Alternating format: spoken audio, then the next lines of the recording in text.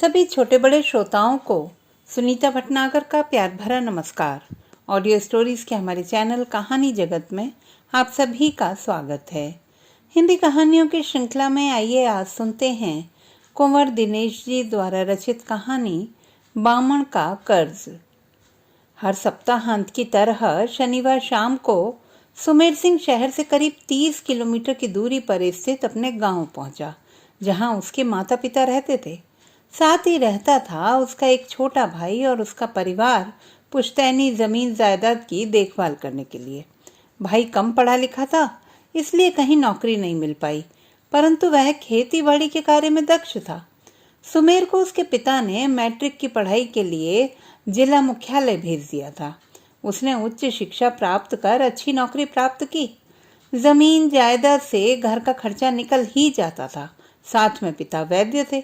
सारा गांव उन्हें आदर से वैद्य जी ही कहता था या मियाँ जी, क्योंकि वे राजघराने से संबंध रखते थे। वैद्य जी के कार्य को वे सेवा भाव से करते थे। इससे उनकी आय निश्चित नहीं थी, पर कोई उन्हें कुछ भी दे देता था, वे उसी में संतुष्ट रहते थे। वे कभी फीस मांग कर नहीं लेते थे। कोई दे गया तो ठीक, नहीं दे गया तो भी ठीक। किसी से कोई इच्छा, उम्मीद अथवा गिला शिकवा नहीं रखते थे। लोगों को उनका व्यवहार अजीब तो लगता था, किंतु वे उनसे बहुत प्रभावित थे। उनका आदर दिल से किया करते थे। एक बार एक मरीज को लेकर कोई इंजीनियर पहुंचा। वह काफी संपन्न व्यक्ति था।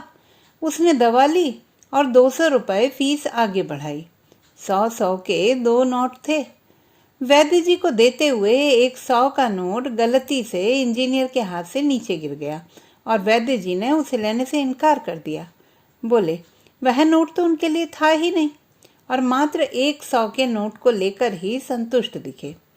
उनके चेहरे पर संतोष की अद्भुत चमक देखते ही बनती थी, जो आज के समय में अमूमन लोगों के चेहरों से नदारद ही है। वैद्य जी के चेहरे पर इस प्रकार के प्रभा मंडल होने के पीछे का कारण था उनकी सादा, सात्विक और सहज जीवन शैली। जो भी उनके घर आता उन्हें किसी न किसी कार्य में मशगूल पाता।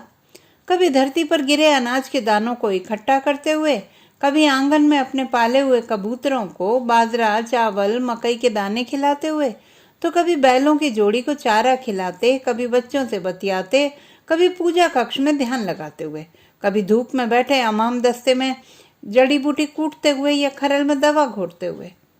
कभी दवाखाने में दवाइयों के पुड़िया बनाते मिलते तो रोगियों, आगंतुकों से गप्पे लगाते हुए, तो कभी अकेले बैठे राम नाम का जाप करते हुए भी उन्हें देखा जाता था।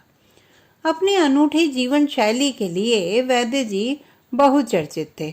उनका संदर्भ आते ही लोग अक्सर कह उठते कि आज के कलयुग में ऐसे सतयुगी पुरुष कहाँ मिलते हैं। लोग वैद्य जी को ऋषि से कम नहीं मानते थे। इस बार शनिवार सायं जैसे ही सुमेर घर पहुंचा, वैद्य जी उससे आग्रह करने लगे कि वह उन्हें शहर लेकर चले। वहां उन्हें अपने बाल्यकाल के सखा पंडित आत्माराम से मिलना है। वे इस मुलाकात को बेहद जरूरी बताने लगे। अचानक इस तरह वहां जाने का कोई कारण बताया नहीं। सुमेर ने कह दिया, ठीक है, कल इतवार है, मुझे भी अवकाश है, कल प्रातः ही चलेंगे।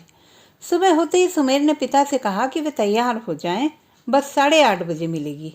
कम से कम 7:45 बजे घर से निकलना होगा, ताकि करीबी बस स्टॉप पर 8:15 बजे तक पहुंच जाएं। वैद्य जी की दिनचर्या तो तड़के 5 बजे ही शुरू हो जाती थी। रोज प्रातः ब्रह्म मुहूर्त में उठना, शौच निवृत्ति के लिए जाना, फिर पहाड़ी नीम टिमरी की दातुन अथवा अखरोट की छाल दंदासा से दांत साफ करना, ठंडे ठंडे पानी के छींटों से आंखें साफ कर हाथ मुंह धोना और बावड़ी से पीने का ताजा पानी लाना, और उसके बाद कुछ देर अपने कक्ष में बैठकर जोर जोर से रामधुन लगाना उनका रोज का शगल था। वे तुलसीदास विरचित श्री राम स्तुति, श्री रामचंद्र कृपालु भजमन को गाना कभी नहीं भूलते थे। आज अभी वैद्य जी ने प्रातश्चर्या को पूरा किया ही था कि बेटे सुमेर का तैयार होने का आदेश सुनकर वे चले स्नान करने।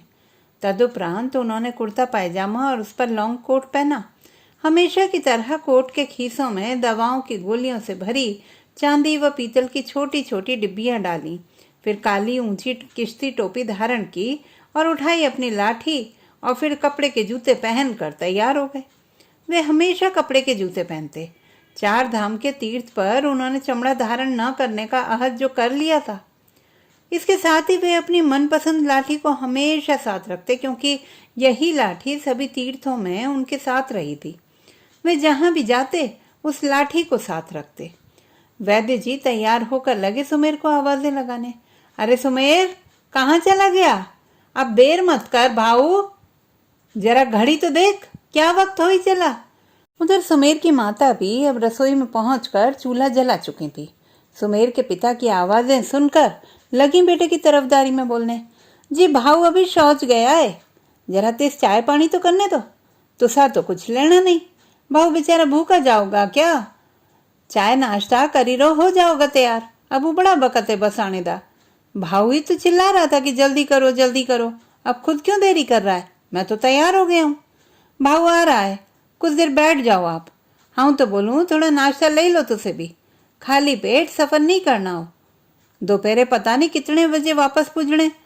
ना भाई ना, माँ तो दोपहरे आई रोही खड़ा, एक गिलास पानी पी लूंगा। माँ बाप अभी बतिया ही रहे थे कि सुमेर आया और जाने की जल्दी को लेकर यकायक गुसल खाने में घुसा और नहा धोकर तैयार हो गया। उधर माँ ने सब्जी चपाती ताजा दही के साथ परोस दी। जल्दी जल्दी में 2 चपाती खाकर सुमेर ने अपना पैकेट उठाया और बाहर की ओर कदम बढ़ाए। वैद्य जी तब तक पूजा कक्ष में धूप बत्ती कर आए थे और सुमेर के पीछे चल दिए। वैद्य जी की तकरीबन 85 साल की उम्र हो गई थी। पीठ पर हल्का सा कूप पड़ने लगा था। शारीरिक कमजोरी उम्र के साथ आ रही थी, परंतु उनकी हिम्मत, आदर्शों पर अडिगता व जिद्दी स्वभाव में कोई कमी न थी। वे सुमेर के साथ साथ तीव्र गति से बढ़े चले जा रहे थे। साथ ही साथ पहले कितनी ही बारी कही हुई नसीहतें देते जा रहे थे। वे लाठी को जगह जगह पर पटकते जा रहे थे और सुमेर से कहते जा रहे थे, देख भाऊआ, डंडा या लाठी हमेशा साथ रखनी चाहिए और इसे रास्ते में ऐसे पटकते रहना चाहिए कि यदि माटी हेठ रहा बाट में कहीं तो वह चगर जाए। लाठी तो वैसे भी बड़े काम की चीज है, सहारा भी और शस्त्र भी। अच्छा पिताजी, अब जल्दी आ जाओ, बस का वक्त हो रहा है, थोड़ी चढ़ाई बाकी है, जरा तेजी से कदम बढ़ाना। सुमेर ने बीच में ही टोकते हुए कहा। हाँ भाई हाँ, तेज ही चल रहा हूँ, अब उम्र बढ़ गई है। अभी कुछ बरस पहले की ही बात है, मैं यहाँ से शहर तक पैदल ही जाया करता था। जंगल में से छोटे रास्ते हैं, मैं तो बस से सफर करना पसंद ही नहीं करता था। अब मजबूरी है भाई, क्या करें। वैद्य जी यह बात अक्सर बोला करते थे। सुमेर फिर बीच में टोकने लगा। पिताजी, ये बात मैं कई दफे सुन चुका हूँ, अब सहूलियत है तो उसका फायदा क्यों ना उठाएं भला। अब आ जाओ, बस के आने में 10-12 मिनट और हैं। ऐसे ही बातें करते हुए दोनों सड़क पर बस ठहराव पर पहुंच गए। बस आने में अभी भी 4-5 मिनट बाकी थे। वैद्य जी कुछ आराम करने के लिए पास के मील पत्थर की टेक लगाकर बैठ गए। सुमेर पूछने लगा, पिताजी ये अचानक आपको पंडित आत्माराम जी से मिलने की क्या सूझी? वैद्य जी कुछ बोलते कि उतने में बस की आवाज कानों में पड़ी। हॉर्न बजा। एक मोड़ पीछे बस दिखने लगी थी। वैद्य जी तुरंत खड़े हो गए। सुमेर ने बस को रुकवाया और पहले वैद्य जी को सहारा देकर बस में चढ़ाया और फिर स्वयं भीतर प्रविष्ट हुआ। दरवाजा बंद करके वह खाली सीटों की तलाश करने लगा। बस पूरी भरी हुई थी, किंतु वैद्य जी को देखते ही 2-3 व्यक्ति सीट छोड़ने को तैयार हो गए। थोड़ा हिचकिचाते हुए वैद्य जी एक सीट पर बैठ गए और सीट छोड़ने वाला व्यक्ति भी किसी के साथ एडजस्ट हो गया। सुमेर को भी एक व्यक्ति ने एडजस्ट कर लिया। सफर तकरीबन पौने घंटे का था। इस दौरान बगल में बैठे 1-2 व्यक्ति वैद्य जी का साथ पाकर उनसे बतियाने लगे। कुशल क्षेम व स्वास्थ्य संबंधी बातों के अलावा फसल व गाय भैंस के हाल और वर्तमान में हो रही जीवन मूल्यों के बदलाव पर खूब चर्चा चली। बातों बातों में सफर का पता ही नहीं चला। सुमेर और उसके पिता गंतव्य पर पहुंचकर बस से उतरे। वहीं छोटा सा बाजार था। बाजार के बीच ही पंडित आत्माराम का घर था, जिसके भूमि तल पर पंडित जी के बेटे की कपड़े की दुकान थी। अभी दुकान खुली ही थी। दुकान का नौकर सफाई कर रहा था। पंडित जी का बेटा सामान करीने से लगा रहा था। तभी सुमेर और वैद्य जी दुकान में प्रविष्ट हुए। सुमेर ने उससे पूछा, पंडित आत्माराम जी घर पर हैं? उसने बताया कि घर पर ही हैं, दुकान पर तो अभी ठहर कर आएंगे। सुमेर ने उसे पंडित जी को यह सूचित करने का आग्रह किया कि वैद्य जी उनसे मिलने आए हैं। पंडित जी के बेटे ने वैद्य जी के विषय में सुना था। उसने उन्हें प्रणाम किया और तुरंत ऊपर की मंजिल पर गया और 3-4 मिनट में वापस लौटा। उसके पीछे पीछे पंडित आत्माराम जी भी लाठी के सहारे दुकान में पहुंच गए थे। पंडित जी वैद्य जी के आने की बात सुनकर स्वयं को रोक नहीं पाए। बचपन के प्रिय सखा का नाम सुनते ही उनकी आंखों के सामने सारा बचपन लौटता दिख रहा था। पंडित जी को दुकान में आते देख वैद्य जी भी भावुक हो गए। पंडित जी ने वैद्य जी को गले लगाकर उनका अभिनंदन किया। दोनों के पुत्र नम नेत्रों से उनका यह भावपूर्ण मिलन देख रहे थे। ओ वैद्य जी, कितने वर्षों के बाद आज मेरी याद आई आपको? पंडित जी कपकपाते स्वर में बोले। बस पंडित जी, याद आ गई, मिलने को जी चाहा और चला आया। वैद्य जी भी भावपूर्ण स्वर में बोले। आओ आओ आओ वैद्य जी, ऊपर घर चलो, वहीं बैठकर बातें करते हैं। पंडित जी धीरे धीरे वैद्य जी और सुमेर को सीढ़ियों से ऊपर की मंजिल में अपनी बैठक में ले गए। दोनों सोफे पर बैठ गए और लगे बातों की झड़ी लगाने। पंडित जी बोले, मुझे तो लगता है हम तकरीबन 25-30 वर्षों के बाद मिल रहे हैं। पीछे जब आपके छोटे बेटे की शादी थी तब मैं आपके घर आया था। उसके बाद ना तो आप यहाँ आए, ना ही मैं आपके पास आ सका। वैद्य जी भी याद करने लगे। हाँ, शायद तभी मिले थे। वैद्य जी, अब क्या उम्र हो गई है भला आपकी? ओ पंडित जी, ऊपर वाले की कृपा है बस।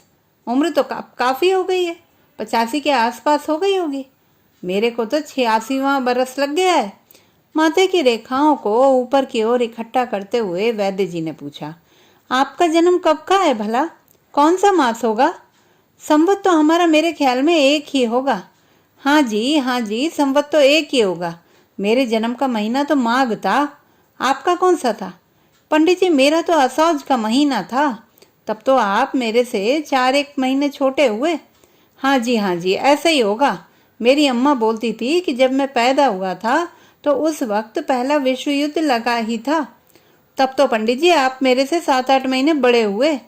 मेरा जन्म विश्व युद्ध के शुरू होने से कुछ महीने बाद का है। चलो जी, भगवान की दया दृष्टि चाहिए, बस वक्त काटना है। वैद्य जी, सुख से कट जाए तो अच्छा। हाँ जी पंडित जी, स्वास्थ्य ठीक रहना चाहिए बस, और क्या चाहिए। फिर बात बच्चों की चली। दोनों के बेटे अच्छे खाते पीते थे। दोनों के पोते पोतियां भी अच्छे पढ़ लिख गए थे, कमाने भी लगे थे। दोनों अब परदादा भी बन गए थे। दोनों बातों में रमे थे कि भीतर से पंडित जी की बहू आई और बातों के बीच में ही वैद्य जी को प्रणाम कर चाय पानी के लिए पूछने लगी।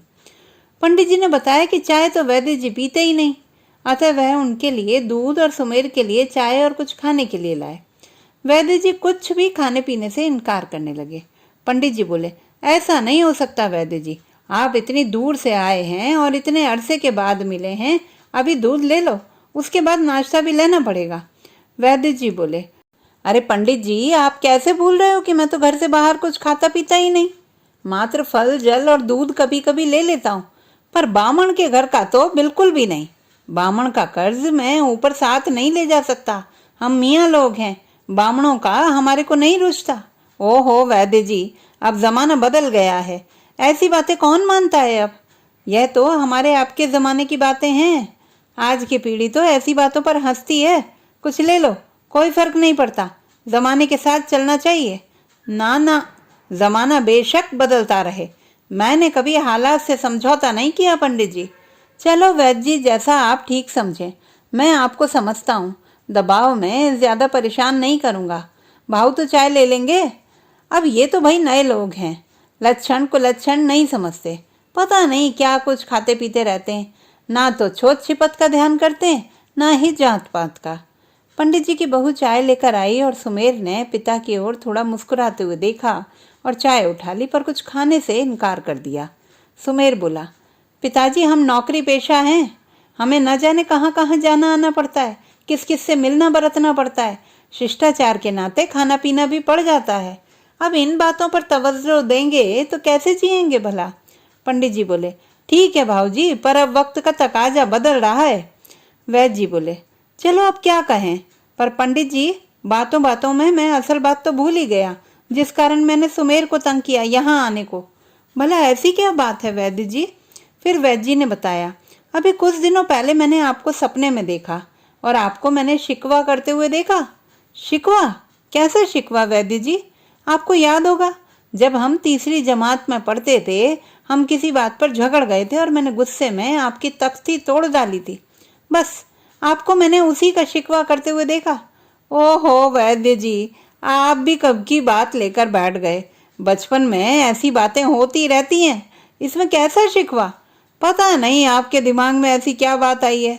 ना ना, यह सपना विहाग के वक्त देखा है। ऐसा कहते कहते वैद्य जी ने जेब में टटोली और 20 रुपए का नोट निकालकर पंडित जी को थमाने लगे। लो पंडित जी, ये पैसे आप रख लो और एक तख्ती ले लेना, या उस तोड़ी हुई तख्ती का हर्जाना समझकर रख लेना। अरे वैद्य जी, ये कैसी बातें कर रहे हो? मैंने नहीं लेने आपसे पैसे।